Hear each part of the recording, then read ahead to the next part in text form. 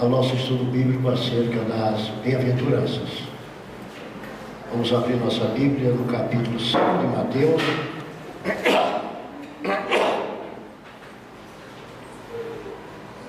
Sermão da Montanha e as Beatitudes.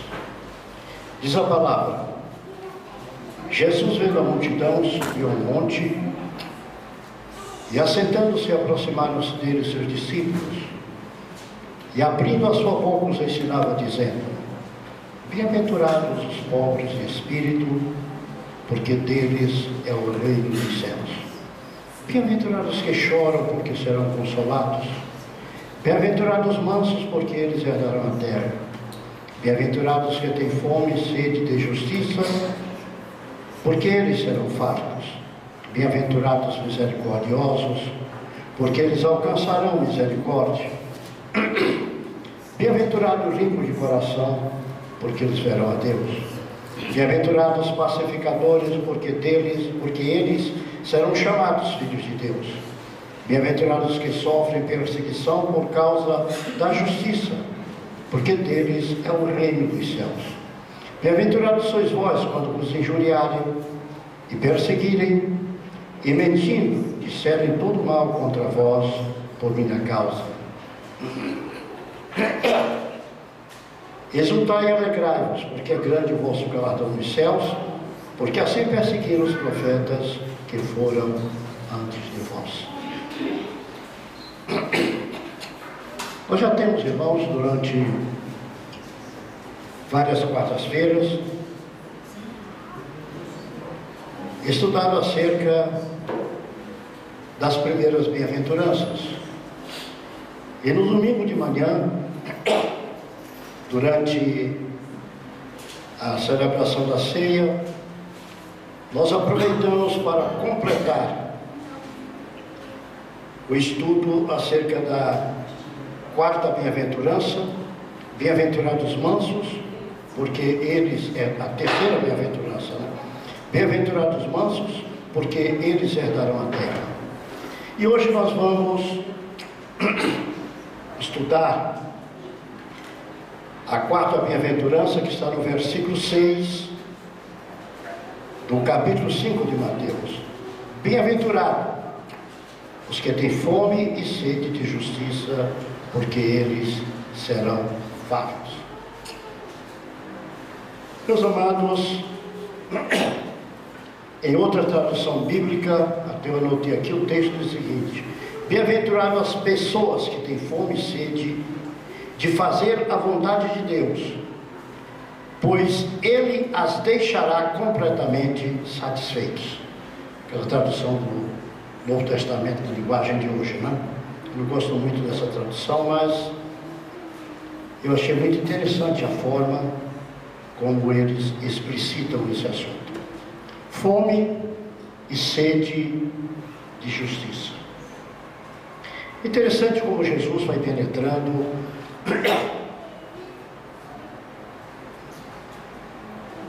nas bem-aventuranças, trazendo esse código de conduta material e espiritual para aqueles que almejam o reino dos céus.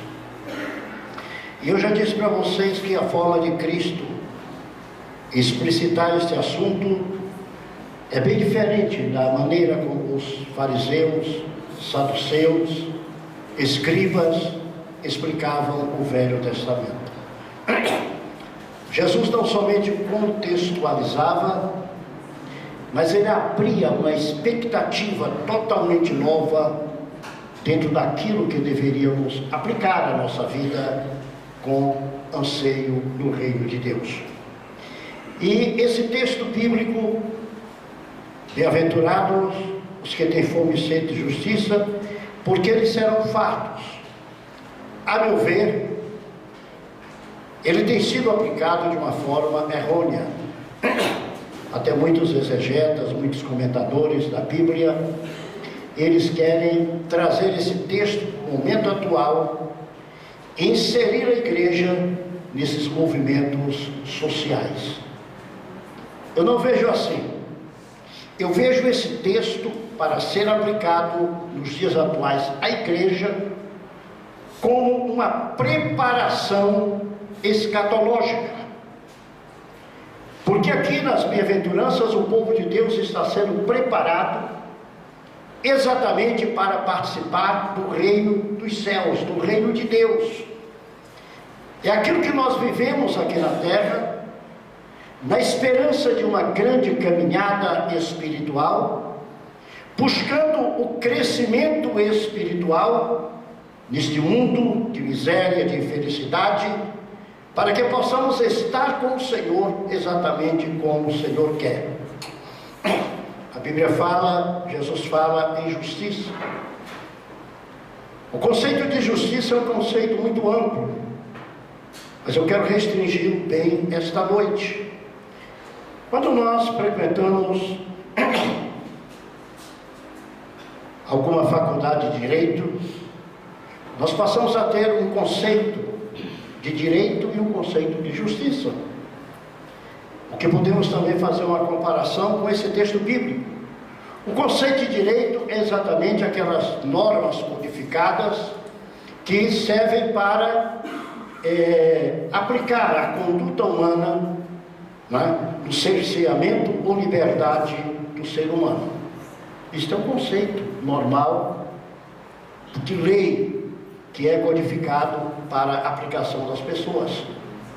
E o conceito de justiça, dado em uma faculdade de direito, é exatamente o que? A aplicação do direito é a justiça. Mas, até mesmo nós que muitas vezes militamos nesse campo, nós não concordamos. Porque nós sabemos que a justiça, ela está pendente a uma aplicação humana, a uma interpretação de alguém na aplicação do direito. Exatamente é isso que acontecia no Velho Testamento. Como já vimos quando estudamos a bem-aventurança anterior, Jesus extrapolava o conceito dos demais líderes daquela época, porque eles pegavam a própria lei e sobrecarregavam de preceitos e traziam como que uma obrigação bem maior os próprios preceitos, até mesmo do que a lei. Eu tenho como exemplo para vocês, quando Jesus diz o seguinte: vocês invalidam a lei pelos vossos preceitos. Quando a lei diz, honra teu pai e tua mãe, vocês dizem aquilo com que eu posso honrar meu pai e minha mãe, é corban, ou então seja, uma oferta ao Senhor. Estou livre disto. O Senhor diz, não é assim que a lei fala. A lei manda honrar, não manda substituir. E exatamente é o que Cristo faz aqui. Quando Jesus fala em justiça, Ele não está trazendo o conceito de justiça humana, Ele está trazendo o conceito de justiça divina. E quando eu procuro o conceito de justiça divina, eu tenho que procurar dentro da própria Bíblia Sagrada. A palavra de Deus me mostra acerca de Abraão, está lá em Gênesis capítulo 5, versículo 6, quando Deus, na sua palavra, diz que Abraão creu e isto lhe foi imputado por justiça. Então a justiça no sentido espiritual, ela é uma imputação de Deus pela obediência nossa a uma conduta reservada àqueles que servem ao Senhor e andam de acordo com a palavra de Deus. Vou repetir mais uma vez, que eu estou vendo que tem pessoas anotando. Eu entendo, pela palavra de Deus, a partir desse texto de Gênesis, capítulo 15, versículo 6, quando diz que Abraão creu, e isto lhe foi imputado por justiça. Então veja, Abraão creu, isto foi imputado por justiça. Então a justiça divina é uma imputação a uma situação de fato, inerente a uma conduta ou uma determinação de Deus acerca de uma obrigação imposta ao ser humano. Pastor, se Deus é amor, porque o senhor fala em imposição?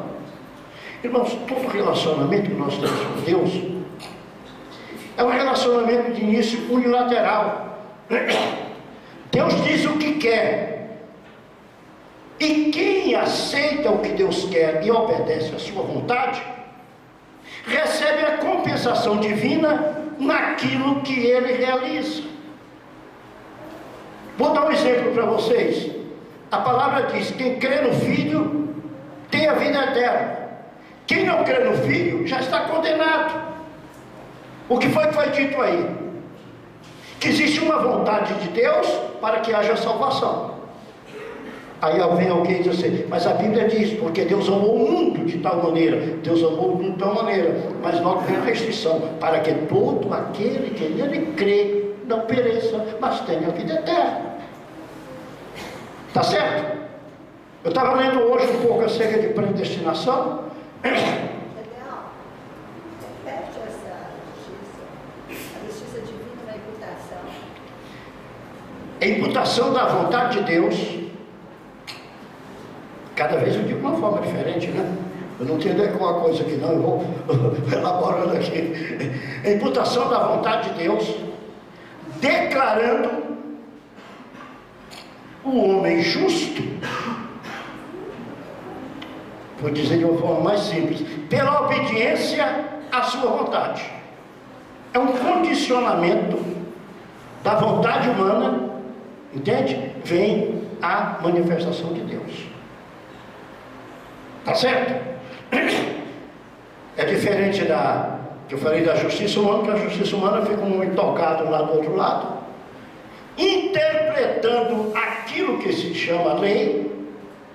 Ele dá uma interpretação própria, e a própria, quando estudamos acerca disso, diz o quê? Que o juiz tem aquela força de interpretação com muita coisa. Aqui não existe interpretação. Aqui é a palavra de Deus que nos gere e manifesta exatamente a vontade de Deus. Então vamos caminhar mais um pouquinho. Então, quando pensamos dessa forma, eu poderia chamar de direito a vontade de Deus. A vontade de Deus é a codificação do direito espiritual. Por favor, eu nunca vi esse conceito em lugar nenhum, não. Que vem na cabeça assim, eu sou meio maluco, não é? Tá certo? Digamos que a vontade de Deus é a codificação. O direito espiritual seja a codificação da vontade de Deus que consta na sua palavra. Porque eu restringo a palavra. Eu restringo a palavra porque a própria Bíblia diz que nós não podemos nem aumentar e nem diminuir. O aumentar tem uma consequência, o diminuir também tem uma consequência. Então a vida cristã não é aquilo que nós desejamos, não é aquilo que nós queremos. A vida cristã é aquilo que Deus reservou para que nós pudéssemos seguir conforme a sua vontade. Tá certo? A justiça seria uma declaração de Deus. Ao examinar a conduta do homem naquilo que é a vontade de Deus. Então o anseio da justiça aqui não é essa justiça humana. Eu li alguns autores e autores de destaque no mundo teológico que entram no campo da justiça social e jogam a igreja no âmbito, mostrando ter ela uma responsabilidade nesse campo. Eu não entendo assim. Eu entendo a responsabilidade da igreja uma só. E dentro dessa responsabilidade, a igreja transforma o mundo. E transformando o mundo, tudo aquilo que deva acontecer no campo social, segundo a vontade de Deus, acontece. Então a grande responsabilidade da igreja, primordial, é anunciar o Evangelho, é ganhar almas, é salvar pecadores e colocá-los no reino de Deus. A motivação vem exatamente pela observação da palavra de Deus, que traz a modificação na vida do ser humano. Você pode ver nas bem-aventuranças, nós estamos vendo que, eu vou usar sempre esta palavra aqui, é paradoxal. É assustador o que Jesus fala e o que o mundo fala. O mundo é dos valentes, o reino dos céus é dos mansos. O mundo é daqueles que se exorbitam, o reino dos céus é dos pobres de espírito. Não é isso? O mundo é daqueles que demonstram grande vigor. Os que servem a Deus, eles são aqueles que choram. Agora, os motivos do choro é que são diferentes. As posições, o porquê acontece a coisa, é que são diferentes no campo espiritual. E muita gente não entende, mas o próprio Jesus, ele faz aquela oração gostosa quando ele diz: Pai, eu te dou graças porque tu ocultaste estas coisas aos sábios e pequeninos. Mas tu revelaste, desculpe, porque tu ocultaste essas coisas aos sábios e entendidos. Muito obrigado, gente. Mas tu revelaste aos pequeninos, porque a estes aprouve, Senhor, conceder o reino a eles. Veja bem que é totalmente distorcida da ideia do mundo.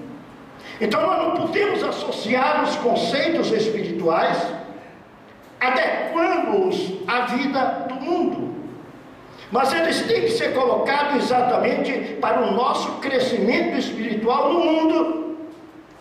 E com este crescimento espiritual, nós nos tornamos o sal da terra e a luz do mundo. E se no sal da terra e luz do mundo, nós conseguimos modificar a situação. Onde houver trevas, a gente manifesta a luz. Onde houver a podridão, a gente salva para modificar a situação. Então o Senhor prepara-nos e coloca-nos. E através de nós Ele age como? A nossa grande força no campo social é através da oração. Se o meu povo que se chama pelo meu nome. Olha a revolução espiritual. Orar, buscar a minha face, se arrepender dos seus pecados. Eu vou sarar a terra, quer dizer, eu vou tirar tudo que não presta. Então a única luta que Deus coloca em nossas mãos é a batalha espiritual através da oração. Se nós nos colocarmos diante dele, ele vai agir. Ah, pastor, mas só orando. A Bíblia diz que a oração de um justo ela pode muito em seus efeitos. Eu creio que no Brasil tem muito justo, viu, gente? Tem gente que mete o pau, diz: o Brasil não tem. Olha, gente, tem mais do que os 7 mil de Israel, viu? Eu acredito que tem muito mais do que os 7 mil de Israel. Porque no meio das igrejas tem povo justo, povo santo, povo que está servindo a Deus, tem sim, Senhor. Mas voltemos para o nosso assunto. Então, depois de entendermos e obedecermos à vontade reveladora de Deus, nós estamos preparados para sermos fartos, tanto da fome como da sede. Agora eu tenho que entender uma coisa. Eu estou tratando de justiça. Eu já falei para vocês que a justiça na Bíblia, ela se manifesta através de uma imputação de Deus. É Deus que declara a pessoa justa.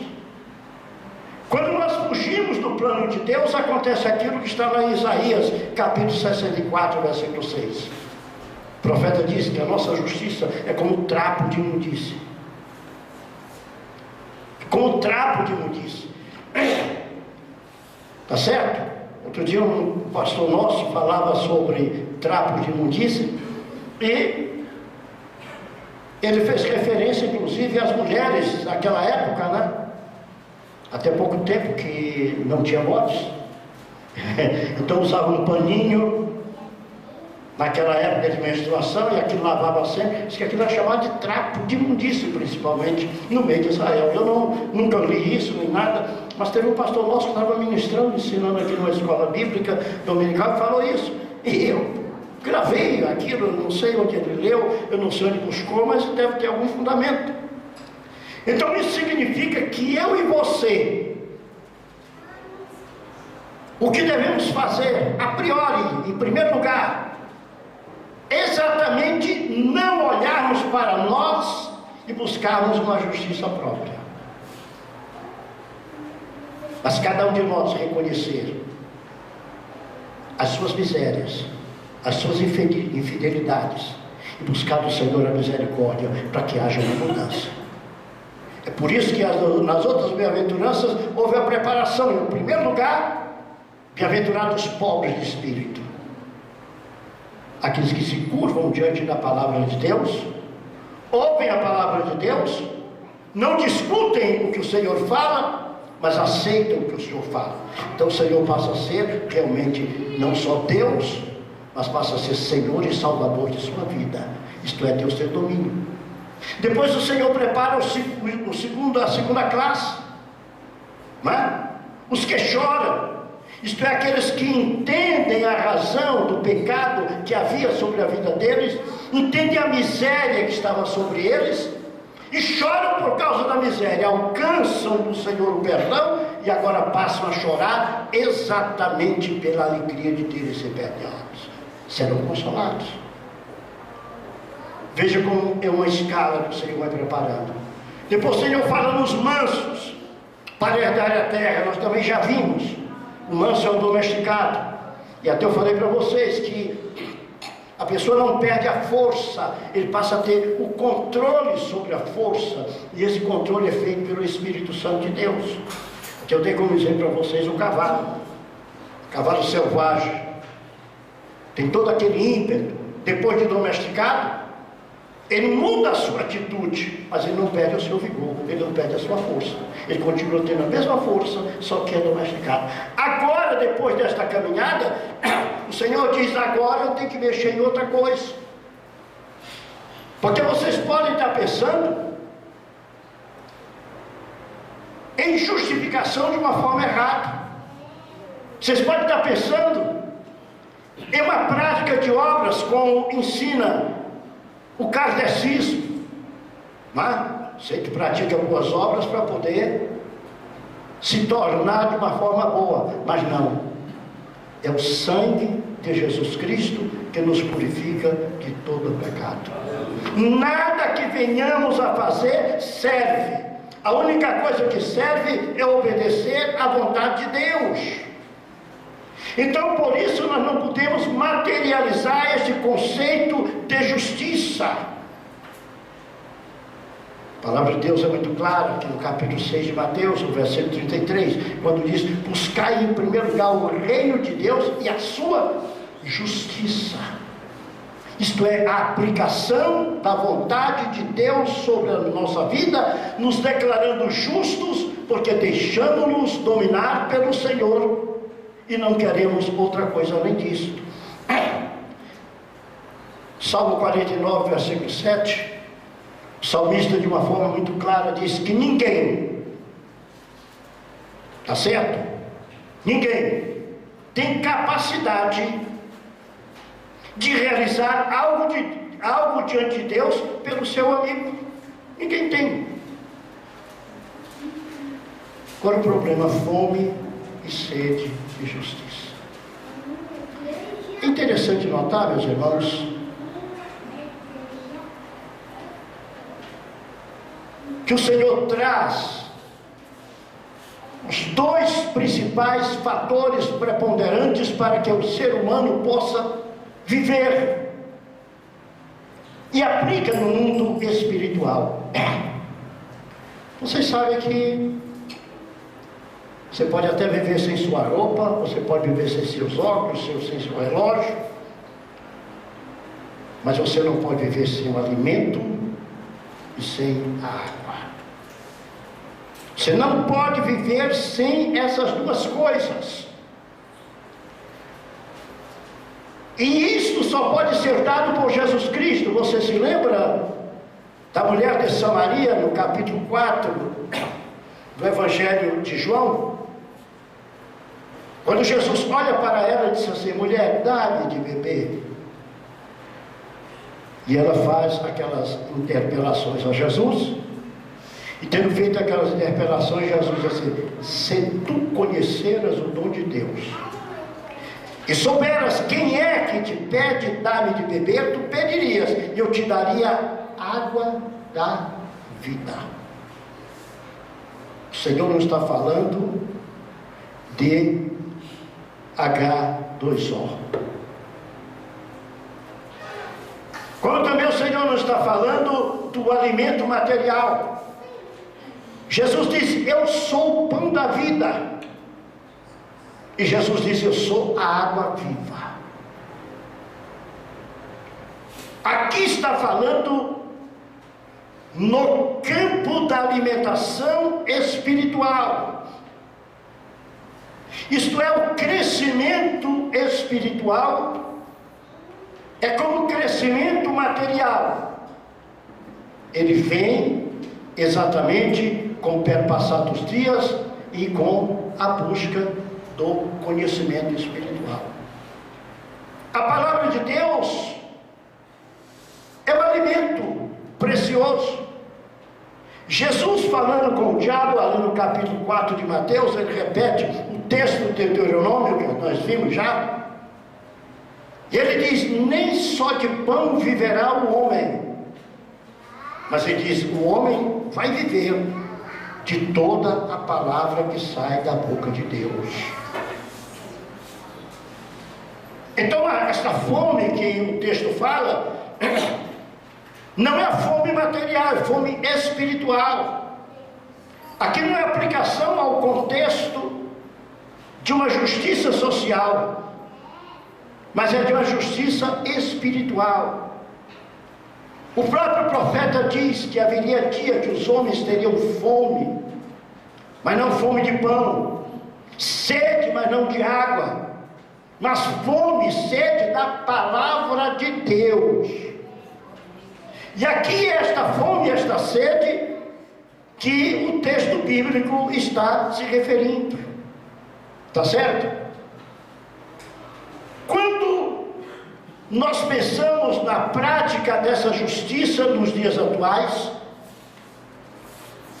o nosso contexto está nos capítulos 6 e 7 do Evangelho de Mateus.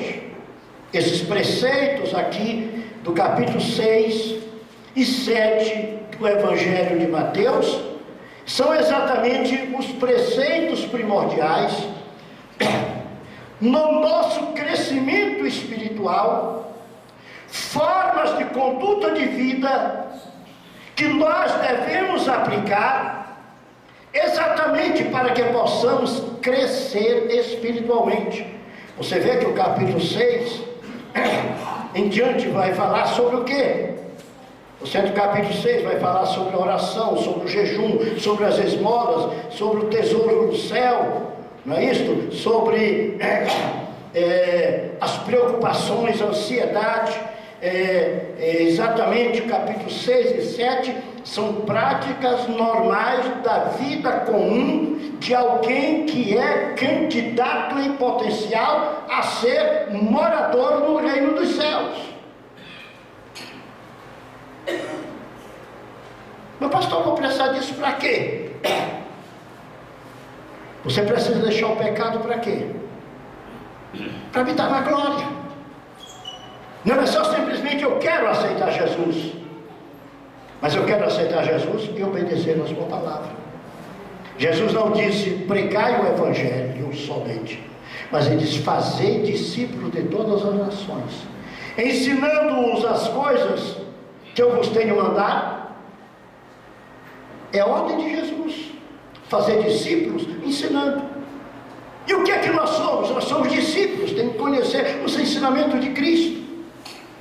Conhecendo os ensinamentos de Cristo, nós teremos no futuro, depois da vinda de Cristo, nós seremos fartos, saciados.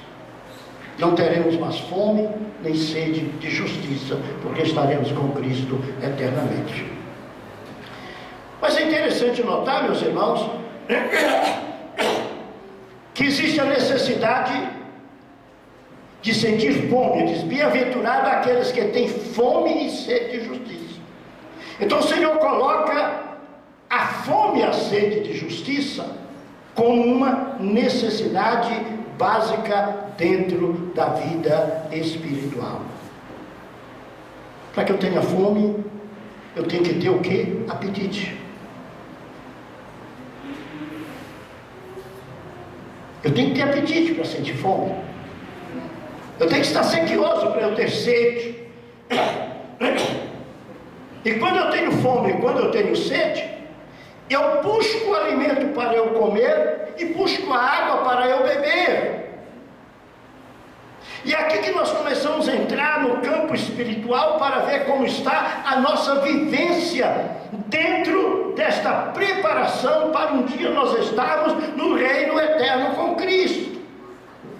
E a pergunta é esta, a primeira pergunta: como é que está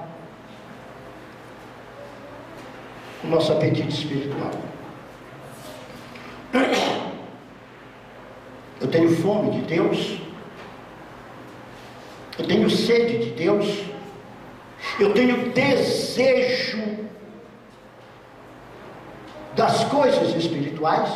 Porque tem gente que fica na igreja de manhã, de tarde, de noite, de madrugada. Ele ouve a palavra, ele até sabe a Bíblia de cor.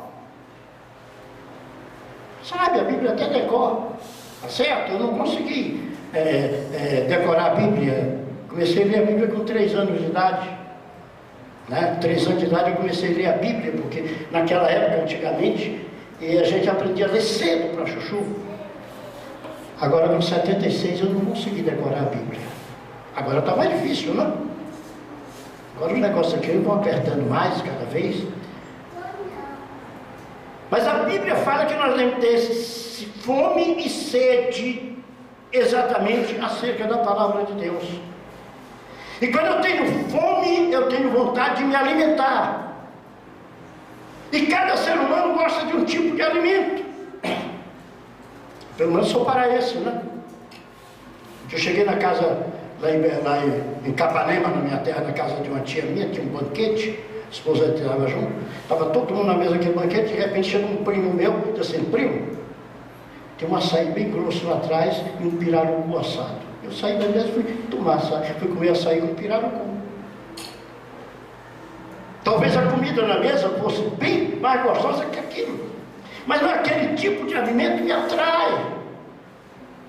E eu pergunto a você: que tipo de alimento está atraindo a tua vida espiritual? Como é a tua fome espiritual? Porque tem gente que vem à igreja, não é se alimentar de Deus, não é se saciar de Deus. Tem pessoas que vêm à igreja para saciar os seus desejos e não se saciar de Deus. É isso que nós temos que ter cuidado com a mudança do evangelho, com o evangelho moderno que existe agora. É o evangelho que oferece benesses às pessoas. Quando o evangelho, em primeiro lugar, eu não estou dizendo que o evangelho não traga benefício às pessoas. Uma pessoa salva, uma pessoa abençoada, uma pessoa liberta, uma pessoa que faz a vontade de Deus, Deus tem cuidado dessa pessoa. Isso é tranquilo. Mas só que não é oferecido o evangelho para transformar. É oferecido o evangelho para que a pessoa tenha mais um cargo, tenha mais uma casa, para que a pessoa tenha mais isto, tenha mais aquilo. Quando o apóstolo Paulo, escrevendo aos Romanos, no capítulo 1, e versículo 16, diz: não me envergonho do evangelho de Cristo. E de repente ele traz uma definição, ele traz um conceito acerca da ação do evangelho. Ele diz assim: porque ele é o poder de Deus para curar os enfermos, é isso? Ele é o poder de Deus para dar riquezas, é isso? Ele é o poder de Deus para a salvação de todo aquele que crê. De uma pessoa saiu irritada comigo de um culto, porque eu falei que na minha Bíblia não me manda pregar a cura divina em lugar nenhum. Minha Bíblia diz o seguinte: que os enfermos vêm e são curados. Minha Bíblia manda pregar Jesus, o Salvador, e estes sinais seguirão os que creem. O Senhor cura, o Senhor liberta, o Senhor batiza com o Espírito Santo, o Senhor dá dons espirituais. São sinais que nos acompanham. Então a Bíblia não me manda pregar esses sinais, a Bíblia me manda pregar Cristo. E quando nós recebemos Cristo, se temos realmente Cristo, os sinais vão acontecer na nossa vida. Então o evangelho que se ouve hoje, será que é esse tipo de alimento que o Senhor fala, fome e sede de justiça? Aqui Mateus, no capítulo 6 tem uma coisa interessante, quando o Senhor começa a dizer que nós não devemos nos preocupar exatamente olhar para as aves dos céus, não andar cuidadoso, que o Senhor fala contra a ansiedade. E é aquilo que se mais traz para a igreja, ao invés de trazer o coração aberto para que o Senhor possa agir. Nós devemos ter ansiedade. E essa ansiedade o Senhor não proíbe. Fome e sede de justiça. Ouvir a palavra que é a palavra de Deus. Você sabe que ninguém gosta muito disso, não é? Eu passei vários anos sem programa de televisão, exatamente tirei do ar na época, porque a produção cortava parte do programa porque não agradava. Depois quando chamaram para voltar de novo, eu conversei e falei, olha, não dá não, porque aqui só pode falar o que agrada a vocês, né? Aí foi que fizeram um acordo comigo e não cortariam mais nada. Mas é interessante. É interessante o que eu estou dizendo para vocês, é uma coisa muito séria. As pessoas estão sendo mal alimentadas, então não estão sendo preparadas para o reino de Deus. Eu não estou dizendo que eu tenha razão, eu estou dizendo que a palavra diz. Mas isso acontece? Acontece, você se lembra a história do profeta? O profeta estava com um grupo de alunos, os profetas novos, quando de repente eles estão preparando o alimento, eles acostumados a colher ervas para se alimentar, mas escolheram ervas venenosas e misturaram com as ervas comuns, e só foram notar quando o alimento estava pronto. Correram no profeta, tem veneno na panela, tem veneno no alimento. O profeta trouxe, jogou dentro ali aquela sua mistura e tirou o veneno da panela. Será que a igreja atual não está precisando tirar o veneno da panela? Será que nós estamos precisando tirar? Nós temos que olhar para o evangelho como ele é e não como nós queremos. Ah, pastor, se o senhor pregar de tal forma, olha, aquele templo em cima não vai caber, em lugar nenhum vai caber. Eu só posso alimentar com aquilo que está na palavra de Deus. Hoje cedo, que nós estávamos aqui, quando terminou o trabalho das senhoras, né? Até foi a irmã Anne, estava aqui, me fez uma pergunta. Eu falei, olha, a Bíblia diz assim. Se a Bíblia diz assim, eu não tenho que dizer nem isto e nem aquilo. É aquilo que a Bíblia fala.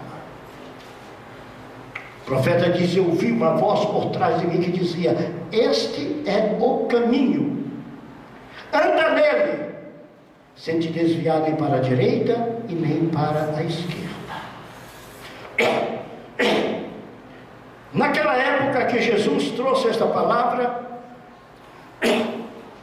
os judeus pegavam a lei, apesar de adulterarem a lei, as brigavam por causa dela.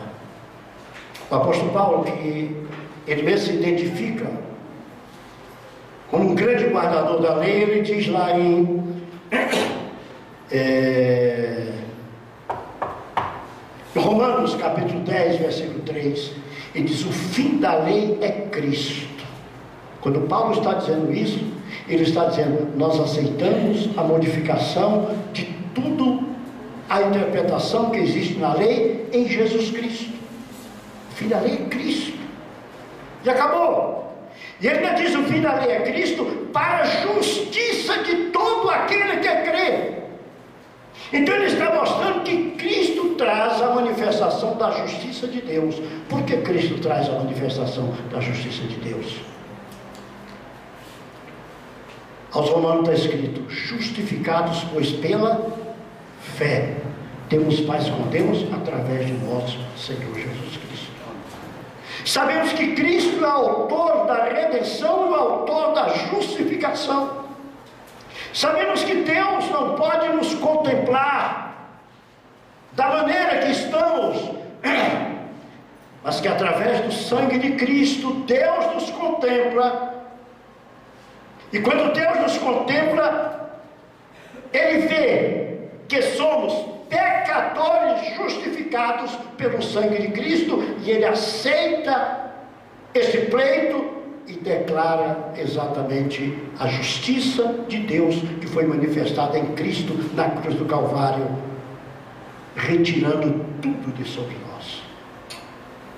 Então nós não passamos por um processo de julgamento, nós nos entregamos à vontade de Deus, e por nos entregarmos à vontade de Deus, o Senhor exatamente nos justifica. Então, meus amados, aqui no capítulo 5, que nós estamos abertos, no versículo 20, Jesus olha para os seus discípulos e diz: se a vossa justiça não exceder a dos escribas e fariseus, 5:20, porque eu vos digo que se a vossa justiça não exceder a dos escribas e fariseus, de modo nenhum entrareis no reino dos céus. Não é a justiça da lei, é a justificação através de Cristo.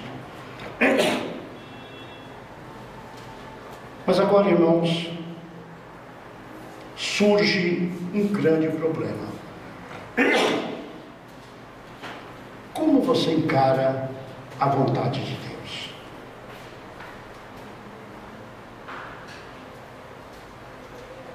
Você tem desejo nas coisas de Deus? Porque a sua justificação vai se dar exatamente na recepção, no desejo que você tem e na recepção da vontade de Deus e a obediência à vontade de Deus. Quando nós abrimos o Salmo 63, no versículo 1, deixa eu abrir aqui a minha Bíblia. Salmo, eu até estava com a Bíblia nova para trazer, eu falei, se eu trouxer uma Bíblia nova, eu não consigo achar nada. Salmo 63,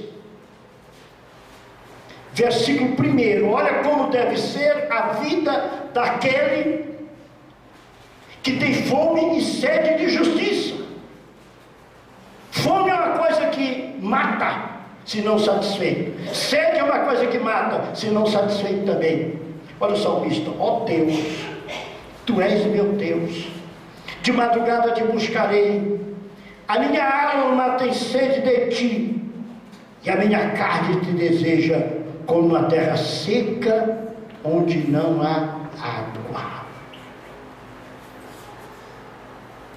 Sede, um desejo profundo, um desejo forte, um desejo incomparável. Você sente isso pelo Senhor? Você não acha que o culto de hoje devia ser o maior culto da igreja? Domingo você chega lá em cima, está cheio, que o pessoal gosta de cantar, gosta de ver o coral, gosta de ver a banda, gosta de ver conjuntos da igreja, grupo de louvor, até assiste a pregação também, né? Mas na hora de aprender a palavra, eu já tive vontade de mudar o domingo à noite, ao invés de pregar para pecadores, começar a trazer palavra de doutrinamento para a igreja. E qualquer dia eu faço isso. Quem sabe se o ano de 2016 vai mudar muita coisa nisso aí, né? Porque o plano que Deus colocou na minha cabeça, o texto bíblico que Deus colocou na minha cabeça para servir de base para 2016, ele é impactante, ele é desafiador, ele está remoendo. A Izinha já sabe, porque ela é muito mexeriqueira, sabe qual é o negócio? E ela fica perturbando até a gente dizer as coisas. O Aí também deve ter ouvido também, ela fica perturbando demais, essa filha perturba muito. E ela perturba até eu falar alguma coisa. que eu não queria falar, né? Olha o Salmo 42.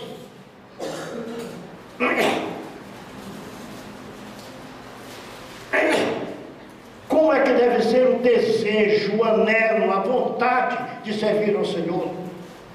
Como o cervo brama pelas correntes das águas, assim suspira a minha alma por ti, ó Deus.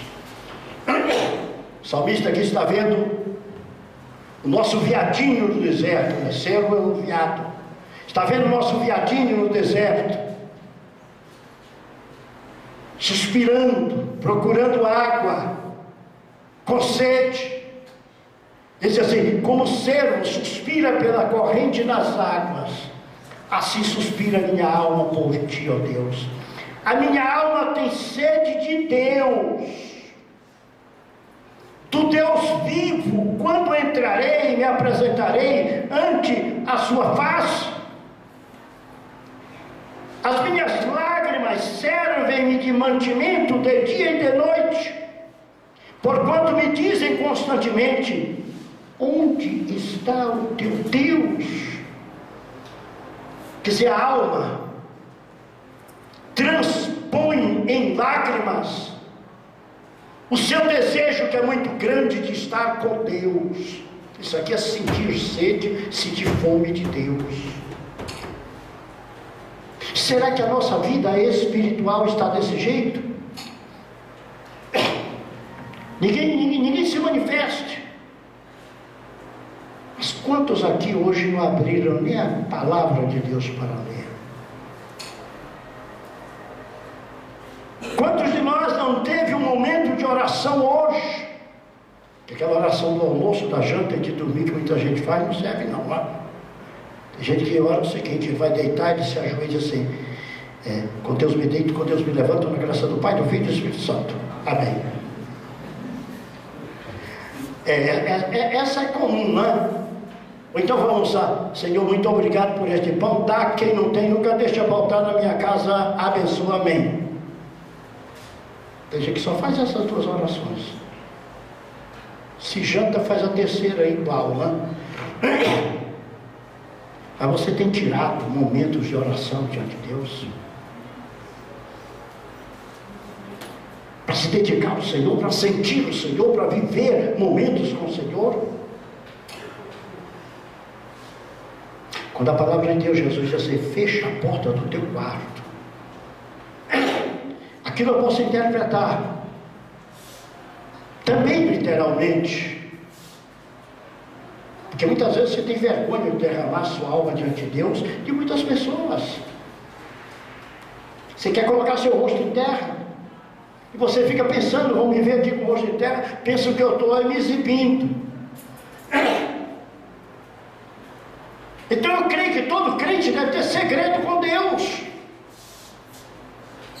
É o Pai. Filho deve ter segredo com seu pai. Deve ter necessidades que ele gosta de contar, também quer ouvir o pai de uma forma diferente. Você tem momentos com Deus?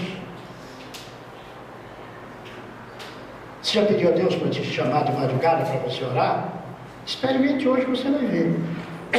Acontecer alguma coisa de madrugada, você vai se acordar. Na hora que você se acordar, você coloca: é para eu orar.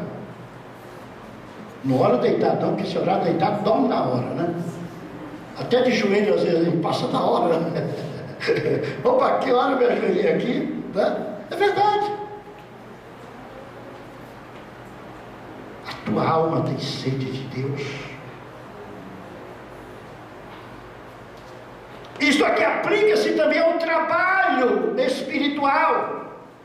Isso aqui aplica-se também ao ganhar almas. Eu volto para o capítulo 4 do Evangelho de João, o encontro de Jesus, lá no poço de Jacó com a mulher de Samaria, ou Samária, como você queira, tanto faz. Os discípulos chegaram e disseram assim: mestre, tu já comeu, rapaz? Não, uma comida eu tenho para comer. Essa comida é fazer a vontade do meu Pai. O que Jesus estava fazendo? Ele estava ganhando a mulher samaritana. Você tem esse tipo de fome também? Ou você já perdeu esse apetite? Eu falei ainda agora acerca de alimento envenenado. Agora eu quero falar sobre perda de apetite. Tem pessoas que têm vergonha de ser gordo espiritualmente. Porque nós estamos no mundo da magreza, né? Eu, quando era moleque, se você viu um concurso de Miss Brasil, era tudo gordinha, né? Lembro da Marta Rocha, aquela baiana, né? Marta Rocha, no padrão de hoje, é obesa, né? É obesa no padrão de hoje. Muita gente não sabe o que é isso. Eu estou novo, eu fiz segunda-feira só 76, né? Mas até 120 ainda tem dia.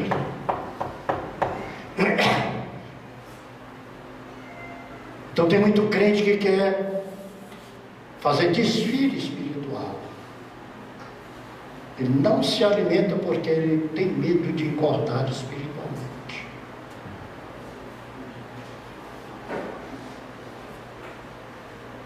Ele faz regime espiritual. Meu irmão, minha irmã, quanto mais você se alimentar de Cristo, menos o diabo consegue vitórias na tua vida. Quanto mais você se alimentar de Cristo, o crente forte espiritualmente não é aquele que sabe a Bíblia de cor, mas é aquele que lê a palavra de Deus buscando o Senhor falar com ele. Ao ler a Bíblia é diferente. Quando você olha para a Bíblia e diz assim, é a palavra de Deus. E o Senhor vai falar comigo. Quantas vezes eu pego um texto bíblico que eu já li não sei quantas vezes? Porque agora eu não leio mais a Bíblia de Gênesis e Apocalipse. Eu já li um bocado de vezes. Agora assim, eu estou lendo aqui, tem um texto, aquele texto me chama a atenção. Eu vou pesquisar naquele texto. Vou buscar tudo que eu possa tirar daquele texto. Eu vou me alimentar ali. Quantas vezes eu bato os olhos num texto que eu já li 1000 vezes. Mas eu olho, começo às vezes até a chorar sentindo aquilo que o Senhor está falando através do seu Espírito na minha vida. Nós devemos ler a palavra buscando a presença do Senhor através do Espírito Santo, deixando essas letras saltarem e penetrar em nós. A igreja tem que voltar ao princípio da palavra, ao princípio da oração, ao princípio do jejum. Pastor, Jesus olhou para os discípulos e disse: olha, não é hora de você estar fazendo muita coisa não, deixa eu partir. Aí vocês vão começar a chorar e fazer tudo horrível. Deixa eu partir primeiro. Quando eu for vocês, a igreja está vendo essa época. A conturbação social do mundo é responsabilidade da igreja. Porque o Brasil, porque Dilma, porque não sei o quê, porque não sei o quê. Não, a igreja. Se a igreja orar, Deus substitui, todo mundo tiver substituído e coloca quem Ele quiser, a hora que Ele quiser, aonde Ele quiser, e Ele muda o curso desse mundo. Mas nós estamos olhando só para o umbigo, não é? Chegou a hora de mudar. Chegou a hora de sentir exatamente desejo de Deus. Está certo? Só que para eu colocar dentro de mim, a palavra de Deus, eu ter uma vida de oração, uma vida em jejum, uma vida na presença de Deus, tem que haver uma mudança. Se eu quero buscar a justiça de Deus, eu tenho sede e fome, eu tenho que fazer aquilo que Jesus fez. Você lembra aquela história que Jesus fala? Do odre velho e do odre novo? Eu tenho que deixar de ser um odre velho e deixar Jesus fazer um depósito novo da minha vida. E para que seja um odre novo, onde o vinho novo, o vinho da alegria, o vinho da vitória, o vinho da graça e da felicidade de Deus possa estar na minha vida, eu tenho que ser uma nova criatura, exatamente com a graça de Deus. Tem muita gente que está satisfeito, sabe com o quê? Com as experiências de ontem. Porque ontem, não. É hoje. A experiência de ontem não vale mais, é hoje. Nós temos que sentir fome e sede de justiça, é com desespero na nossa vida. Jesus operava, a Bíblia mostra que Jesus olhava a multidão, e Jesus operava, mas antes de operar, acontecia um fator que sempre na vida de Jesus. A Bíblia diz, e Jesus tinha compaixão da multidão. A primeira compaixão que eu tenho que ter é de mim mesmo. Retirar as misérias, retirar o pecado, retirar tudo que não presta. O sentido de fome e sede é um instinto natural do ser humano e tem que ser um instinto também espiritual do crente. A criança, quando nasce, ela já chora. Não coloca no peito, ela cala. Exceção de mim, né? Eu sou uma exceção de muita coisa. Eu nasci, era 11 e pouca da noite. Dia 2 de novembro, dia de finado, numa quinta-feira. Por que você sabe que a mamãe anotou tudo? A mamãe anotava tudo. E eu não me conformava em mamar, eu chorava, eu gritava. Papai foi no quintal, arreou uma vaca, tirou leite. Ele não fez mingau, ele fez papa. E colocou no braço e me deu papa. Eu comia aquela papa 11h30 da noite, eu dormia até o outro dia, até 7, 8 da manhã.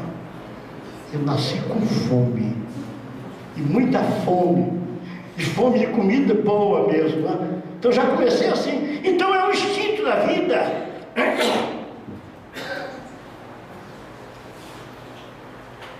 A Bíblia nos mostra que os judeus procuram a sua própria justiça. Os incrédulos, através de suas leis, também procuram a aplicação de sua justiça. Agora os crentes, eles buscam a justiça de Deus. Você quer ver uma coisa boa? Apocalipse capítulo 7.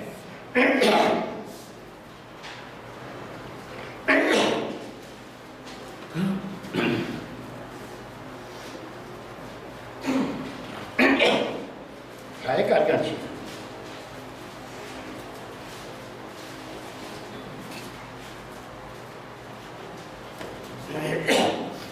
Versículo 16 e 17. Nunca mais terão fome, nunca mais terão sede, nem sol nem calma alguma cairá sobre eles, porque o Cordeiro que está no meio do trono os apacentará, lhes servirá de guia para as fontes das águas da vida, e Deus limpará dos seus olhos toda lágrima. Não é interessante? Isaías capítulo 55.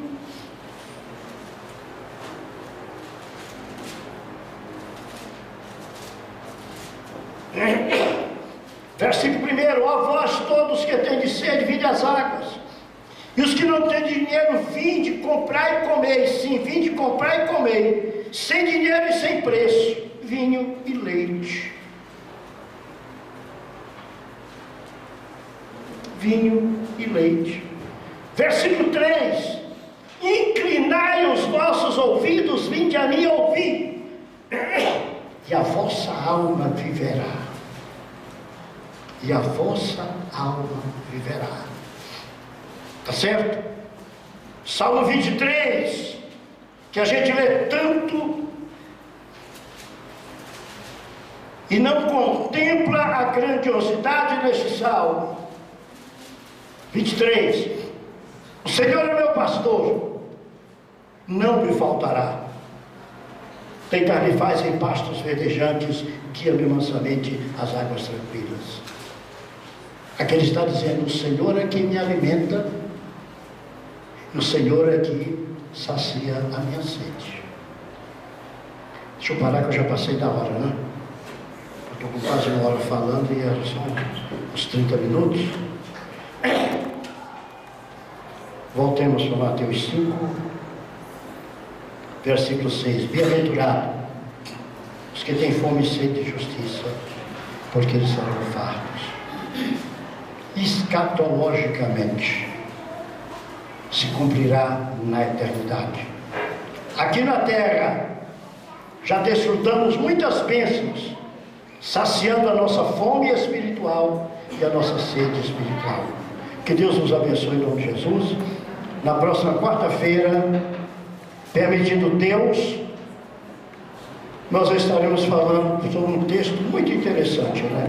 Bem-aventurados misericordiosos, porque eles alcançarão misericórdia. Deus os abençoe em nome de Jesus.